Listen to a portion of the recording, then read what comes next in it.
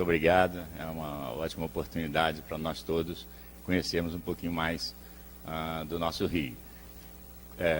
O Paraíba do Sul, que é o rio que corta nossa cidade, aqui de Campos dos Goytacazes, eu considero o rio mais importante do Brasil, vou dizer por quê mais tarde, certo?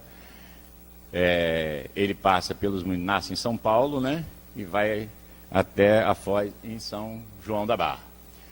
Paraíba, muitos campistas e as pessoas não sabem, tem um significado tupi, né? Diz que é tupi, mas dos índios antigos, dos nativos, que quer dizer um rio de água ruim. Tem outras versões, mas essa é a mais aceita. Ele nasce na Serra da Bocaina, todo mundo sabe disso, em São Paulo, mas em seguida, logo depois do seu nascimento, ele recebe as águas do Paraibuna, que quer dizer um rio escuro ou ruim para navegação, e o Paraitinga, que é um rio de águas claras, né? É um contraste que forma o Rio Paraíba do Sul. Deságua no Atlântico, em Atafona, São João da Barra, e tem 1.120 quilômetros de extensão.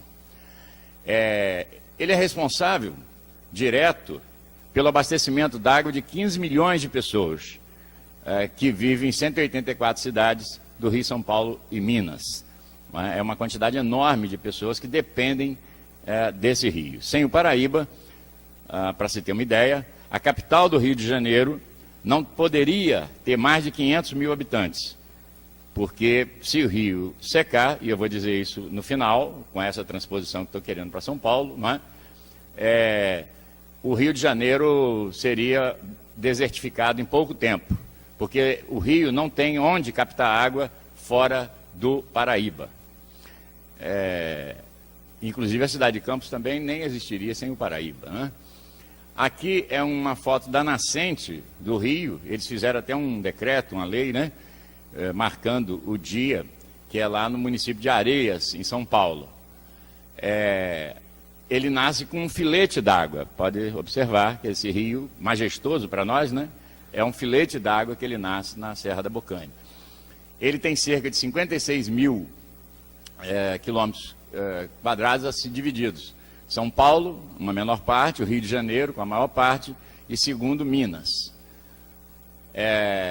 2/3, e isso é importante, muita gente não sabe, 2/3 da vazão do Paraíba, através de barragem, transposição das águas do Rio Guandu, é um rio no Rio de Janeiro, que servia água para o Rio de Janeiro, bem estreitinho, e que foi alargado, ele tornou-se um rio de 80 metros de largura, para levar as águas, né, essa transposição que leva que atende 85% da população do Rio.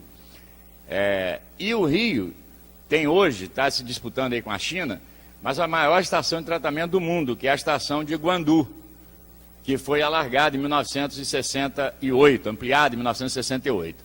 E tem 5 hidrelétricas, não é, que são responsáveis por abastecer de energia a segunda maior cidade do país. Aqui são algumas passagens que São José dos Campos, em São Paulo, né? Ele passa sempre, claro, as cidades são formadas, como nós sabemos, na beira do rio, por causa da água potável. Então você tem o Paraíba em Jacareí, né? Você tem ele em Resende, você tem Volta Redonda, né? Volta Redonda porque ele faz essa volta ali quase completa, não é? E ele chega em Itaocara.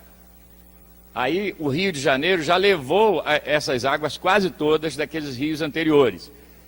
E para nós, só temos água, bastante, porque recebemos o Rio Pomba. O Rio Pomba, que também vem de Minas, né?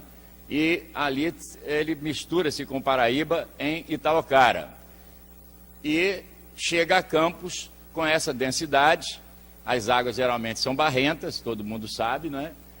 E em alguns momentos você consegue uma foto dessa, também no centro de Campos, uma água bem melhor. E o rio, ele ficou famoso também, em algumas partes, pelo dourado e pelo robalo. O robalo é um peixe marítimo, né, do mar, que vem fazer a sua reprodução no Paraíba. Então ele sobe o Paraíba, faz a sua reprodução e retorna ao mar. Já o Dourado é um rio do centro-oeste e do norte do Brasil, que Getúlio Vargas, numa cidade, uma visita que ele faz ao norte, ele acha esse peixe muito bonito e traz, desconhecimento total da questão do ambiente, ele traz para o Rio Paraíba e coloca, e ele acaba com muitas espécies nativas nossas aqui. E passou então a ser um peixe, isso foi na década de 40, o dourado então passa a ser um peixe do Paraíba, mas na verdade ele não é natural daqui, assim como o robalo é um peixe do mar, do Atlântico. Você tem alguns trechos bem preservados, mas são muito pequenos. E a degradação ela é crônica do Rio Paraíba, não é? Você tem a segunda Agência Nacional de Águas, a ANA, o tratamento de efluentes domésticos na área do Paraíba limita-se apenas o tratamento a 15% do total. Então você tem ali 54,5 milhões de metros cúbicos por ano tratados. 309,3 milhões de metros cúbicos ano de esgoto são despejados sem tratamento no Rio Paraíba. E para o Instituto Chico Mendes, né, o ICMBio, que hoje todo mundo conhece, ficou famoso e tal, a situação é desoladora. Para tornar a água potável, a estação de Guandu, essa que eu falei, lá para o Rio de Janeiro, gasta até 318 toneladas de produtos químicos por dia. Mas a sujeira doméstica não é o único problema, é um grande problema, mas não é o único problema, porque a vegetação das suas margens está praticamente destruída, todo mundo sabe disso, barramentos para hidrelétricas, né? Despejos industriais, mineração, agrotóxicos, desvios dos cursos d'água, introdução de espécies exóticas, como eu falei no caso do dourado, mas colocaram um peixe africano aí também que destrói a nossa espécie nativa, e a pesca predatória fazem parte do rol de impactos ambientais que atuam no Paraíba do Sul. Além disso, você tem o lixo, além do esgoto, você tem o lixo jogado permanentemente, isso aqui é em Campos, jogado no Paraíba e no rio Muriaé, principalmente, que deságua aqui dentro da cidade. Ali nós estamos vendo um sofá, né? Foto aí do Marcelo Fernandes. A reprodução do peixe, ele se dá, vocês sabem, não é? Nesses locais, onde você tem uma pequena vegetação, mais escondida um pouco, etc. e tal. E aí você vê as pessoas jogando lixo, esse lixo vai parar e acaba prejudicando muito a reprodução da fauna aquática. Essas barragens, vocês veem em vários pontos do Rio Paraíba, Rio Muriaé e Minas do Rio Pomba. Você acaba com a mata ciliar, né, que é a mata que sustenta a água, né, e o rio, e começa a desmoronar as margens, né, e aí você tem que colocar barreiras de pedra. Quer dizer, além do custo, que é extraordinário para manter a estrada em condição de tráfego, você também atrapalha muito o rio, porque não tem como sustentar, segurar as águas da chuva e etc. Aqui, para quem não conhece, todo mundo aqui em Campos conhece o canal Campos Macaé. Esse canal foi o segundo maior canal de água do mundo. Ele só perde para o Canal da Mancha. E foi a maior obra do Império. O Império Brasileiro, que durou, né, quase um século, fez a maior obra em Campos, que é o canal Campos Macaé, porque a navegação, lembre-se, né, era por água. E aí passou embarcações gigantes, de 2 andares, né, com centenas de passageiros e muita mercadoria que ia para o porto de Imbetiba, em Macaé, para ir para o Rio de Janeiro. E o que nós conhecemos, as gerações mais novas, conhecem um valão, a gente chama de valão, já não é mais um canal artificial, é um valão fétido e imundo, onde as pessoas despejam esgoto, que já foi um rio. Só que esse rio secou por quê?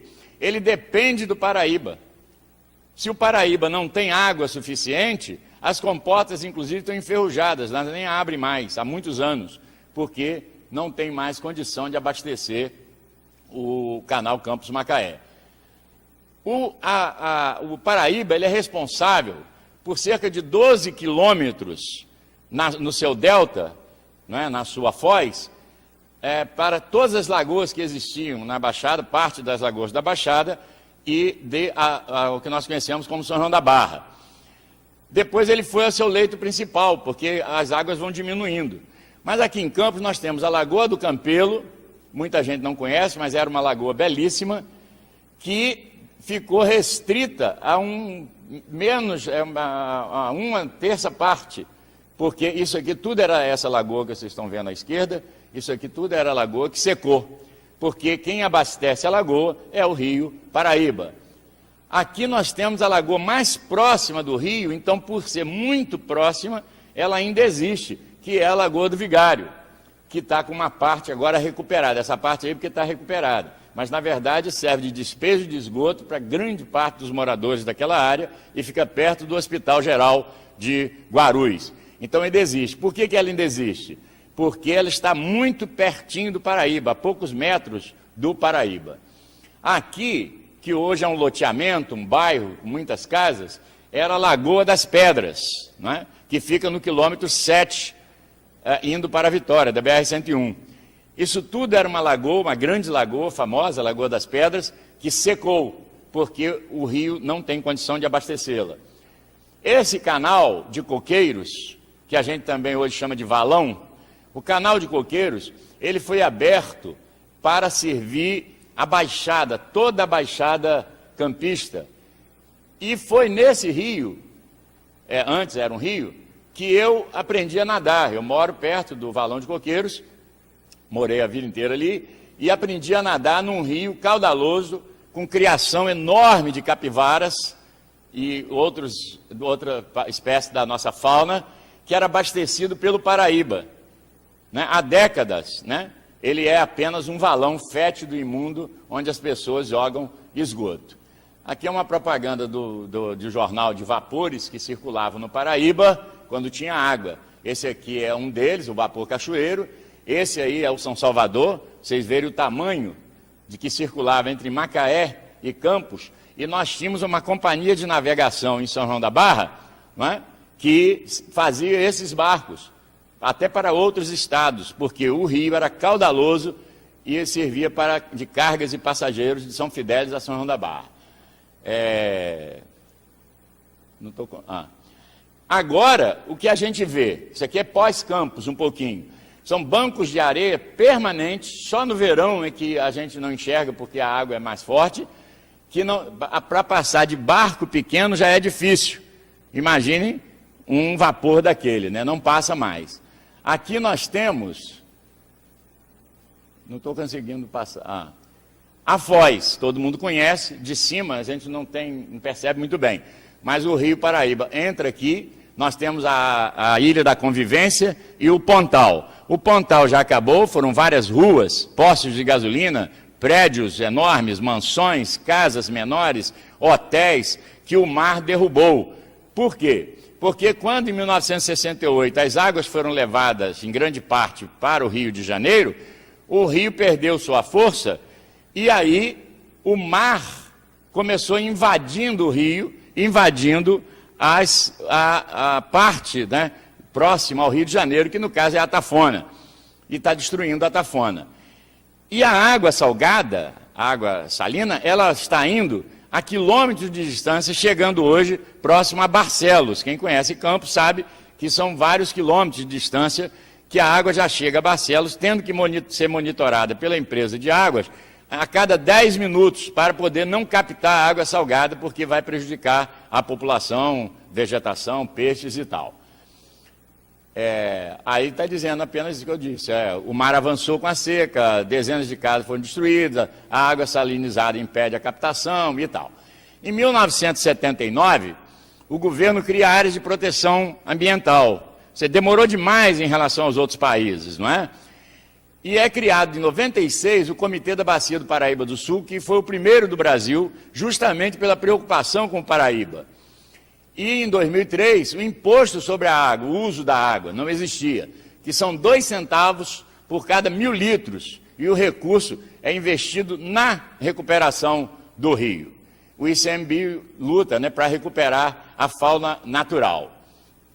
Aqui, vocês sabem que o sistema de Cantareira, que é o grande sistema que abastece São Paulo, está com problema para abastecer da cidade, que é a maior do Brasil, 8,5 milhões de pessoas. Por isso eles querem carregar a água do Paraíba. Se eles fizerem a transposição, que está na Justiça há mais de 5 anos, e as pessoas que acompanham sabem disso, entre o Rio de Janeiro, né, um embate jurídico entre Rio de Janeiro e São Paulo, porque se levar as águas, mais águas para São Paulo, e eles precisam, por causa da população que precisa de água, né, o Rio de Janeiro vai sofrer muito, vai começar a fazer racionamento d'água, obrigatoriamente, porque se você vê o mapa, se pegar a geografia, não há como o Rio de Janeiro tomar água de outro rio, não há possibilidade. Você vê a dificuldade que fizeram com São Francisco no Nordeste, que sofre a mesma coisa.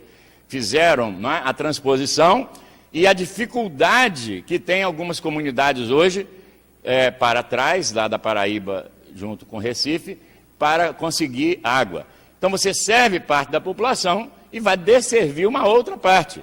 Nós temos um pouco de sorte ainda, mas mesmo assim, de vez em quando está se falando em desabastecimento, porque temos, depois da transposição do rio, das águas do Guandu, e agora, se for pego por São Paulo, quem vai sofrer é a capital do Rio de Janeiro, que é a capital internacional, a maior cidade, segunda maior cidade do Brasil, a mais famosa, etc., pode desertificar, e nós não, porque temos o Pomba e o Muriaé, que, na verdade, durante quase 6 meses no ano não tem água. O Muriaé, você anda em julho para agosto, no meio dele, porque não tem água para abastecer o Paraíba. E, para terminar, gostaria de parafrasear Fernando Pessoa, hein, Gustavo? Ele diz que o Tejo, me desculpe o Tejo, mas o rio mais importante é o rio da minha aldeia. E eu peço desculpa ao Amazonas, mas o rio mais importante é o da minha aldeia, é o rio Paraíba do Sul. Lembrando só que a água, ela é tão fundamental, a água potável, que o primeiro filósofo, o primeiro pensador reconhecido, né, na história, na humanidade, diz que tudo é água, tudo provém da água, do úmido. Sem a umidade não tem vida. Então, se nós terminarmos com o nosso rio, né, deixarmos acabar como está acabando, nós não teremos condição de sobrevivência, nem a fauna aquática, nem nós mesmos seres humanos, porque não temos de onde tirar água, tá certo? Avelino Ferreira, muito obrigado.